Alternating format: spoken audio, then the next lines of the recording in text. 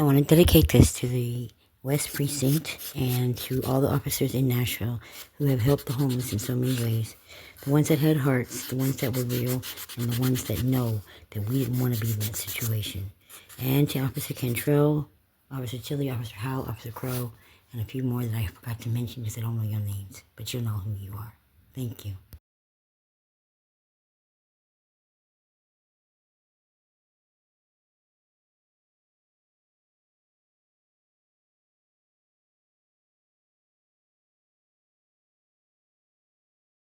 You were doing 90 to 30. Why? Because I'm in the hood. That's a good answer. I'll be speeding to this motherfucker too. But you got any guns in the car? No, sir, I ain't got no guns You gonna in this need car. one. I'll be right back and grab you one. Well, that's how you serve and protect the community. Hey everybody, look my new look.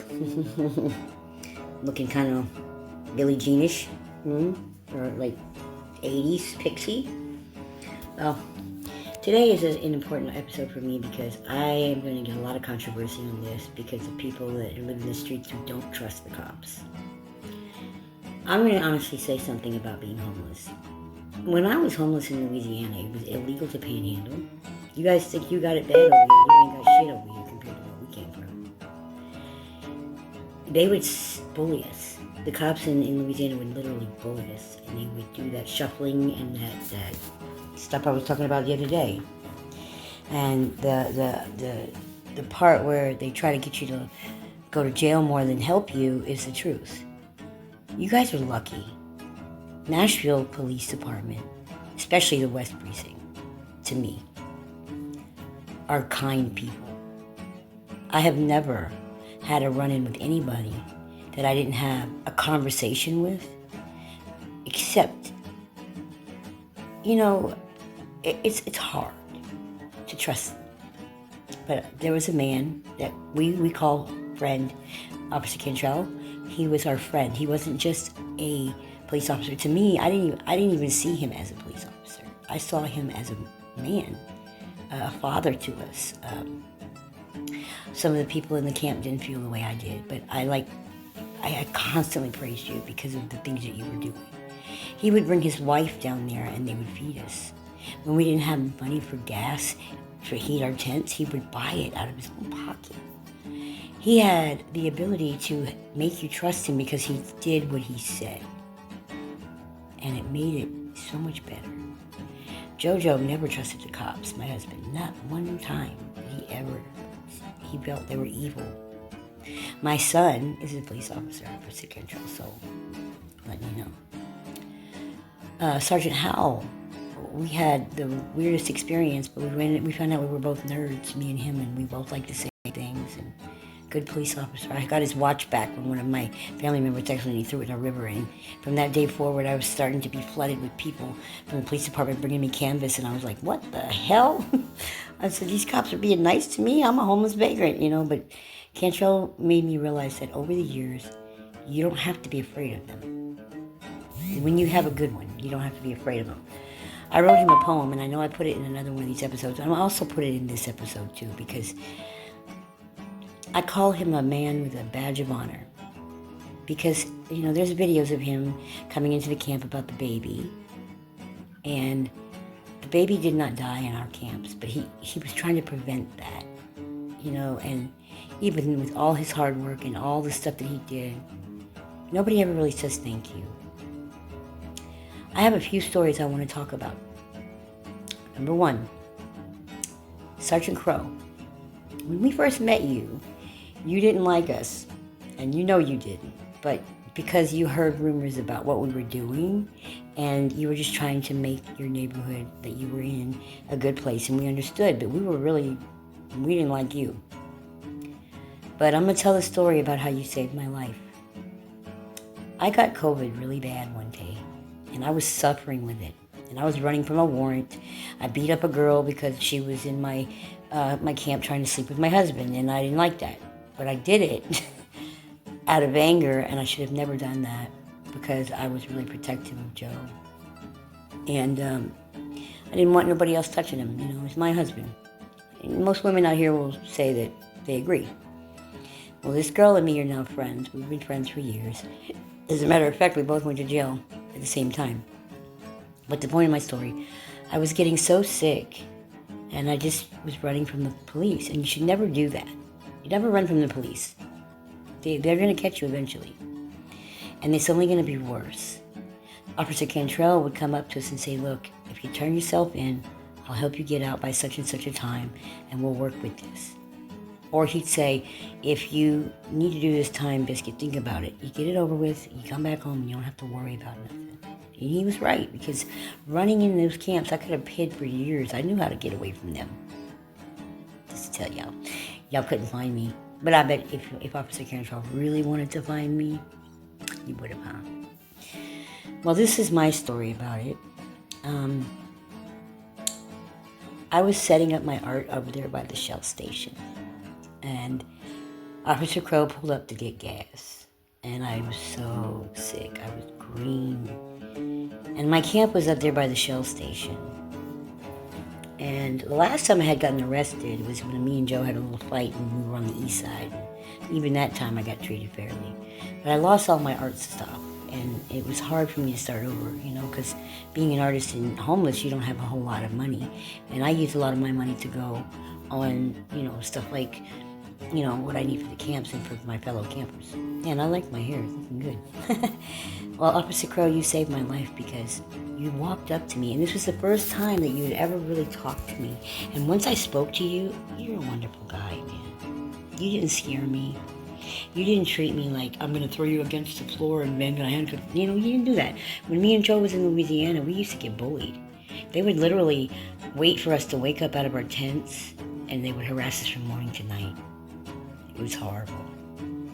It was just horrible. I cried thinking about it. Especially me and Joe, because we were, an oddball couple. He's a big guy, I'm a small girl, But we never really had to do anything bad. To survive. It's just it's illegal to panhandle over there. Well, you walked up to me that day and you said, Biscuit, you got a warrant, honey. And that's exactly how you said it. Real soft. And I just looked up at him and I said, I don't care. And he looked at me and he said, you are sick, girl. He said, have you went to see the doctor? I said, yeah, I went and they sent me home. When you're homeless, they don't really give a shit about you. They'll give you something for the fever. They'll tell you have COVID, but then they'll send you home.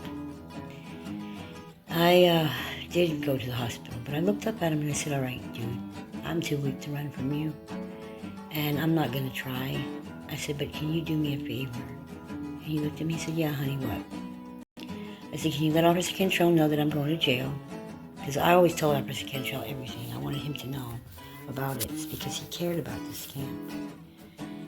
Officer Crow, you warmed up to us later, but you became a wonderful man to us, and we really love you. I said, can you bring me to my camp, please, so I can leave Joe a note to tell him that I'm going to jail, because I knew I was going to go for a couple months.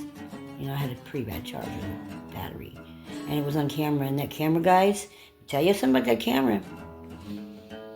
Those cameras with the big boards and the lights, y'all might not want to think about doing any kind of crime around that shit because they look like dragonflies, okay? They got these like three-dimensional, 360-degree angles. They're going to catch you. You could be far away and that thing's going to see you. It caught me so good I couldn't have denied it if I wanted to. I couldn't even put a costume on. Them cameras are fire. So, just know that. If you see one, you better not commit a crime because they will get you and they'll have the color of your hair. Anyway, he said yes. He brought me up to the top of the hill and walked up there with me. That was kind of him to do. I left the money that I made, my cigarettes, a note to my husband, and I fed the dog.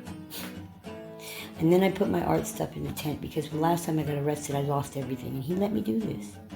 And then after that, he let me smoke a cigarette, which I shouldn't have been smoking, but he did. And he put handcuffs on me, put me in the car, and he stayed with me as they booked me because I was extremely ill. Officer Crow, I was running 105 fever. My brain was about to fry. If I wouldn't have been arrested today, I probably would have went home, laid down in that tent, and died. You arresting me saved my life. Now I'm going to tell some more stories about the precinct in the West Side. The police in the West are your friends. The police in Nashville are your friends. I got a story about another officer, I can't remember his name, on the other side of town when I moved into the hotel that saved me too. These officers are better than you know. And you guys can think I'm a bad person for talking good about them, but I'm going to tell it like I see it. I don't give a fuck. If they are what they are and they do what they do, then they deserve this. And this episode's going to be about them. It's called Run. It's the police. That's common knowledge. Yo, if you see some guy trying to blow up everything, you want to tell people in New York, we're like, yo, that's his business, dog. Why would I ask? That's not my business. That's not my business, bro.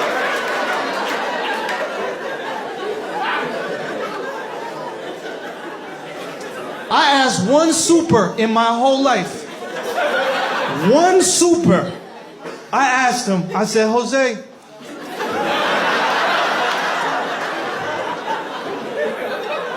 you wanna know some funny shit? I don't even know if that was his name. I just called him that shit. I came right out the gate calling him Jose. Like, yo, this better be your name, Jose, because I don't know what to tell you. But I say, Jose, let me ask you a question. Why does the radiator make that clanking sound? And Jose said to me, oh, it's because of the water. Oh, we're back. So here's my second story. Me and my husband, Joe, would fight a lot. And a lot of times we'd have to meet these officers, you know? And Officer Tilly, you're retired now, but I want to tell you a story about how I met you. Me and Joe got into an argument, and you were the officer that came. And you were so nice to me. As a woman, I'm a different kind of woman. I don't put my husband in jail. And the cops only get called because we're screaming or fighting, because it doesn't happen for me.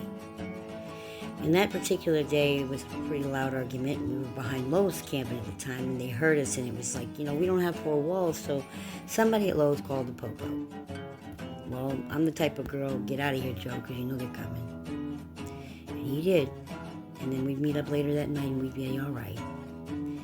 But me and Joe were very passionate people. We would get into arguments about people that we loved, or it was always somebody else's problem, and we always felt like we had to get involved, and it was something that we both have a good heart.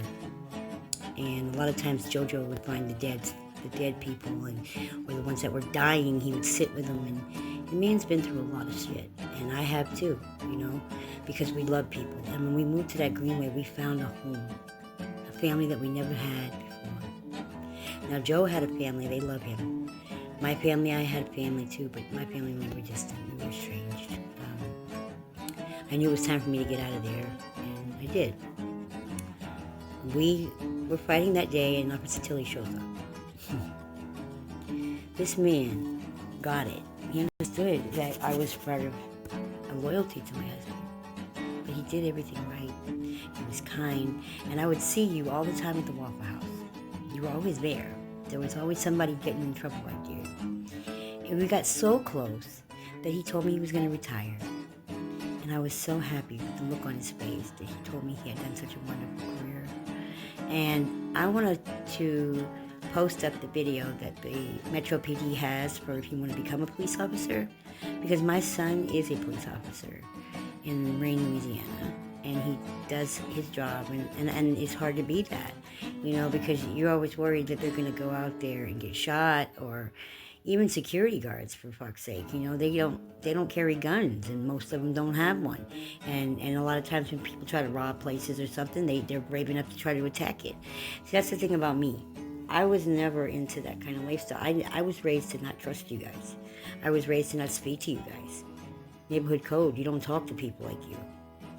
But when I moved to Nashville, I became open-minded because the police were that good. They were nice people. They didn't act like regular police officers. It's like they were trained different or something, you know? Because if you go anywhere else, man, you're going to get bullied. Me and Joe got bullied, beat, put in jail for things we didn't do because they were homeless. I mean, it was ridiculous. And these things happen every day all around the world. You guys in Nashville don't know how lucky you have it. And I always tell people, if you have something wrong, go talk to Officer Cantrell, because he will help you, even if you're not living on that side of town. He's a good man. I've watched this man walk up to people in parking lots at Thornton's just to check on them. There was a man I met up, and every time he sees me, he calls me, "Hey, beautiful, how you doing? Are you all right? You feeling okay?" You know, he tells me things to pep up my self-esteem. Most police officers don't do that. And a lot of times these police officers will give you a break because they know what it's like to live out here. They have so much tragedy. And you have to understand they've seen more death. Officer Cantrell's seen more death than I know. And, you know, when I first met you, you used to park outside the Bojangles and you would say, you know, Biscuit, we need to talk. And you pulled me up and you just have normal conversations with me. And I got to the point where I used to like to walk up to you and show you my art. And you became a fan of mine. And I would do this really dark stuff sometimes because I had a lot of tragedy in my life. And I would do drug art, people that had addictions, and I would paint them in different portrayals. And I remember one time I did this one about the drug experience phase, and he bought it. He still has it. And he also brings people by my set in his cop car to see my art. Who does that? And they're a part of the police department. Police aren't like that. Yeah, they do. So, Officer Tilly, I just want to say thank you to you for all the kindness you showed me. And if you're retired now, I hope you're having a good retirement. I really do. Because you were funny to talk to. You were amazing as a police officer. You were kind to people, whether they were in the wrong or in the right. You were still kind to them. You tried to handle every situation with a heart. My next one's going to be about you, Officer Howell. I remember that day you guys had to arrest Courtney. Courtney Beasley, let me tell you, when that girl was in a boom, when she was in that zone where you ain't taking me shit, she was punching, kicking, hitting, smacking, whatever she had to do. Well, Sergeant Howell was a veteran, and he had a watch. And this is how I became one of the police department's favorite people, I guess, because after I got his watch back, I kept getting continual thank yous. They would pull up to me on my set and hand me art canvas and say, thank you for what you did. They actually understood that I was a human being out here and I wasn't just somebody trying to start trouble, or they knew that I was helping these people more than I was hurting them. And they knew that if I really wanted to get out of there, I could have, if I wanted to put my mind to it. So I'm going to play you another joke, and then we're going to talk about Sergeant Howell and the day that he lost his watch. And just to let you know, guys, y'all are some tough mofos.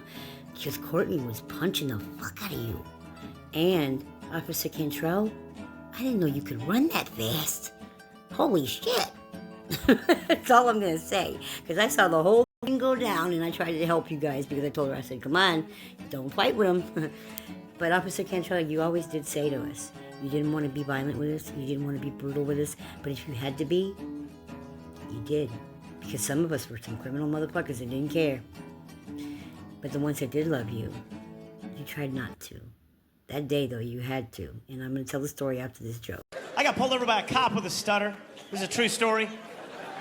This really happened in real life. The guy came up to the window. I'm Officer Parks from the sheriff's department. You know, I pulled you over this evening. I was like, to mess with my head? Are you serious? How am I supposed to not giggle and go to prison for the rest of my life? That's not even fair. And he's a sheriff. How dangerous is that? Free, free, free, free, free, free, free, free. Bang! Shit. Dude, Tim shot another one. He can't get freeze out in time. What if you had a stutter and got pulled over by that cop? You know, I pump and pull you. No.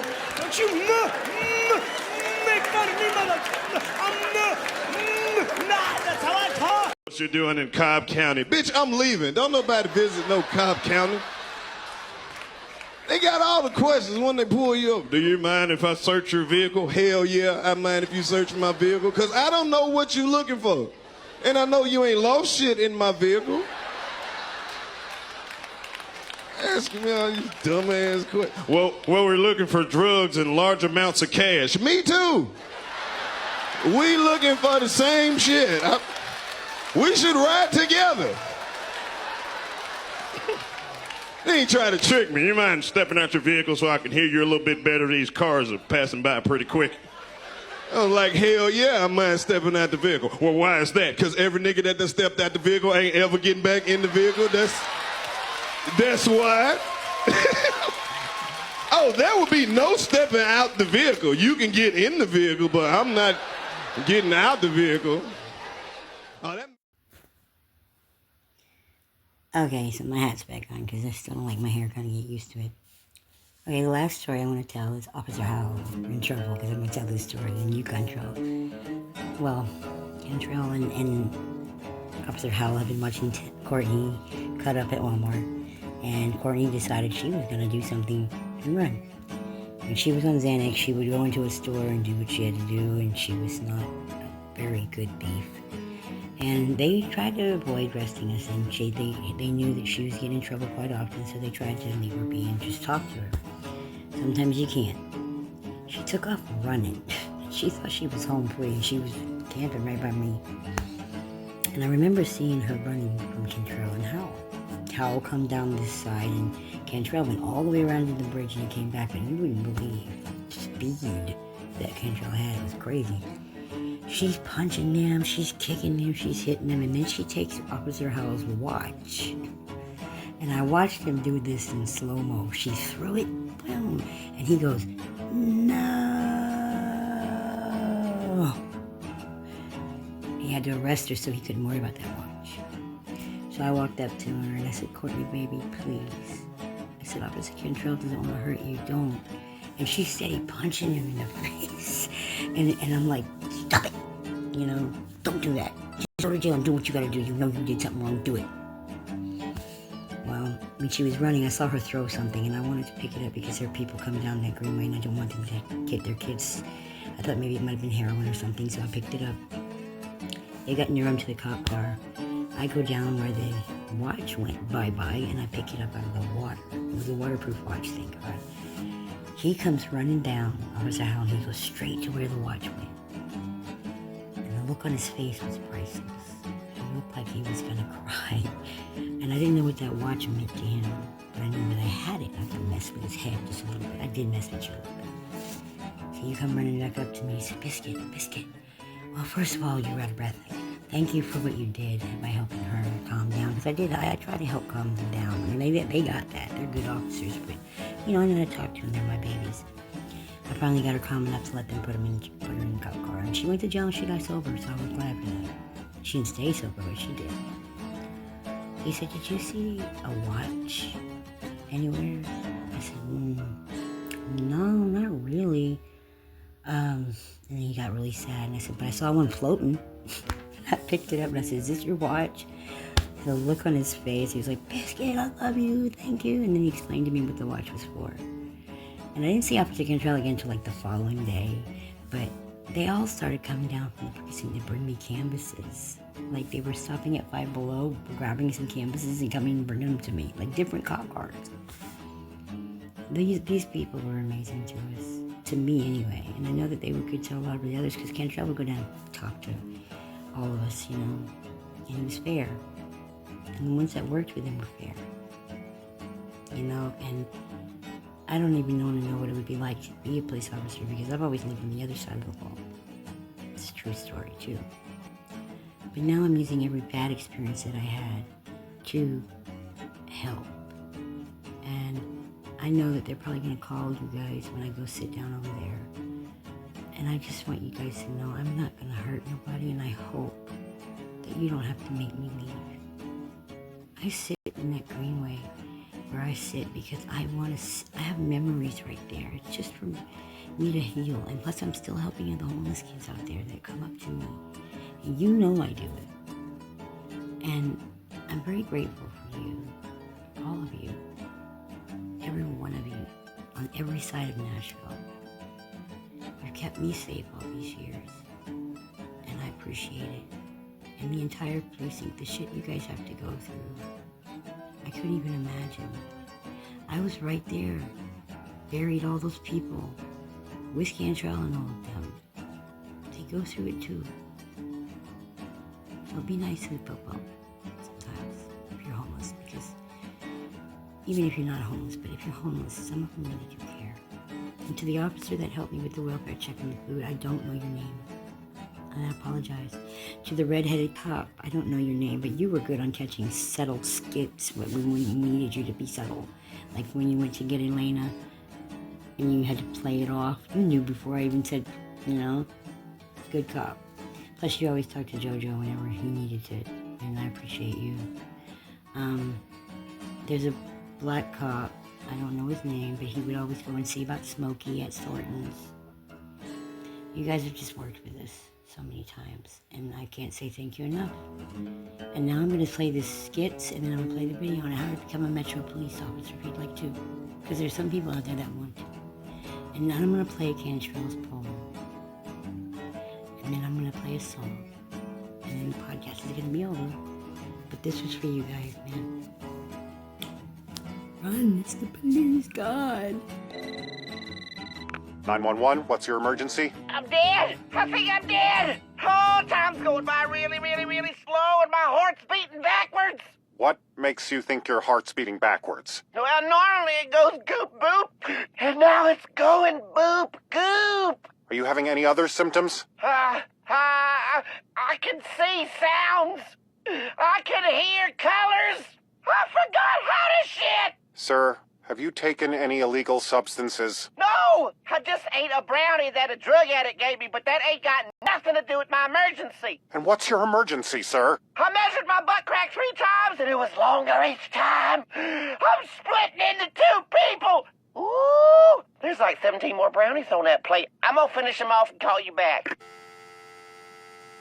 What's your emergency? I finished all them brownies. Sir, this line is for emergencies. Oh, then I'm real glad I called. I got an emergency all right, 'cause I just realized that my body's a haunted house. 'Cause inside, there's a skeleton, a ghost, and blood and shit all over the walls. How many brownies did you eat, sir? Well, I either ate Glornblumium or Glornplublumium, but farther along in slob. Are those supposed to be numbers, sir? Gets and bobbin'. Is that supposed to be a yes, sir? Pleel bloop. Sir, I think your brain broke. Florm gleep, flormalade, glish and boot, mayonnaise, back scratch, a crouton, flarp. Goodbye, sir. Gorn. 911, what's your emergency? Hello, Mr. 911. Oh, good. It's you again. There is a naked fat man using a telephone in my bathroom, staring right at me. Can you describe the man? Oh, I can describe him all right in a word, ugly as hell. He's an ugly sumbitch. He looks like a hungry blobfish, like somebody just dipped Precious in bleach. He got chocolate smeared all over his lips and red eyes, red like the devil. Fucking slob. Oh, he looks crazy. Hey, I just shook my fist at him. He's shaking his right back at me. Hold on, I'm gonna headbutt you, you son of a bitch! You don't want to do that, sir. Oh, that twat sucker headbutted me back. Oh, I'm bleeding, but I fucked him up. His goddamn face is shattered. Sir, calm down and listen to me. There's a clear explanation here. You are standing in front of a copycat killer. I've handled thousands of calls like this before, and there's only one solution. Are you in a tall building? Yes, I'm on the Gorn's floor. Perfect. He does everything you do. All you have to do is jump out the window. Oh my goodness, it's working. I opened up my window and he opened his. Now I put my foot out, and that stupid motherfucker put his foot out. And here we...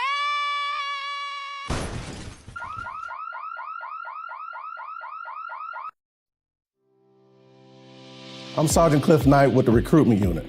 Our recruitment unit has grown and we've added more officers to help with the search for new applicants. We're looking for someone who possesses the characteristics of integrity, empathy, a good communicator, a critical thinker, and problem-solving skills. Start the process by going to joinmnpd.com. Now I'd like the newest members of our recruitment unit to introduce themselves and tell you more about those valuable characteristics our officers should possess. Hello, I'm Larry Williams. I've been a police officer at MNPD for 21 years. There are several characteristics that officers should have. One is integrity. Being honest with high moral values are an important part of gaining trust with our community. I'm Officer Cassandra Del Bosco. I've been on the police department for 18 years. A police officer should be a good communicator. With our words and our actions, we have the chance to leave someone with a positive view of our department. I'm Officer Bill Fox, and I've been with the MNPD for 18 years. We are always looking for critical thinkers, those who can arrive at a scene, take a set of facts, and come to the correct conclusion. Hi, Hi, I'm Officer Cecilia Gomez, and I've been with Metro for over 5 years. It's very important to have empathy. Being able to identify and understand what people are going through can help calm a situation. I'm Sergeant Cliff Knight, and I've been with the department for 16 years. Possessing problem-solving skills are just as important as any other tactical skill set. We have the most unique profession because we wear multiple hats. Sometimes we're mechanics, medical workers, social workers, and the list goes on and on. We respond to a diverse community with diverse types of calls. Our goal is to leave a call, situation, or encounter with citizens in a better position. The 5 characteristics of integrity, empathy, good communicating skills, critical thinking, and problem-solving skills are important to the MNPD. If you have these qualities, come join us. We'll train you to do the rest. Go to joinmnpd.com or call us at area code 615-862-7341. And now a poem for our Binks Bronx baby to the West Precinct.